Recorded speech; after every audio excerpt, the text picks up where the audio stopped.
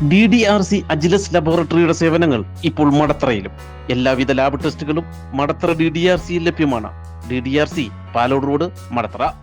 ഉപതെരഞ്ഞെടുപ്പ് നടക്കുന്ന ഏരൂർ പഞ്ചായത്തിലെ ആലഞ്ചേരി വാർഡിൽ വോട്ടെടുപ്പ് ആരംഭിച്ചു. ഏരൂർ സർക്കാർ LP സ്കൂളിൽ 2 പോളിംഗ് ബൂത്തുകളിലായിട്ടാണ് വോട്ടെടുപ്പ് നടക്കുന്നത്.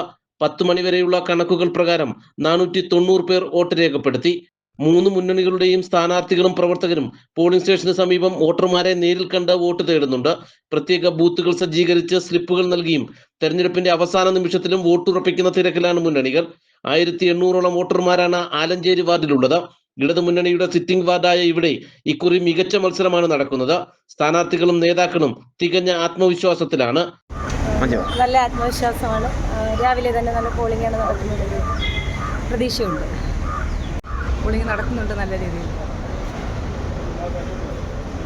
നല്ല രീതിയിലുള്ള പോളിംഗ് ഉണ്ട്.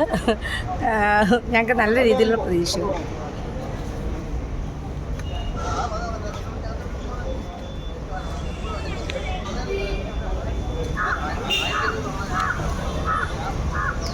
മൂന്നാഴ്ചയോളം നീണ്ടുനിന്ന പ്രചരണത്തിന് ശേഷമാണ് ആലഞ്ചേരിയിലെ വോട്ടർമാർ ഇന്ന് പോളിംഗ് ബൂത്തിലേക്ക് നീങ്ങുന്നത്.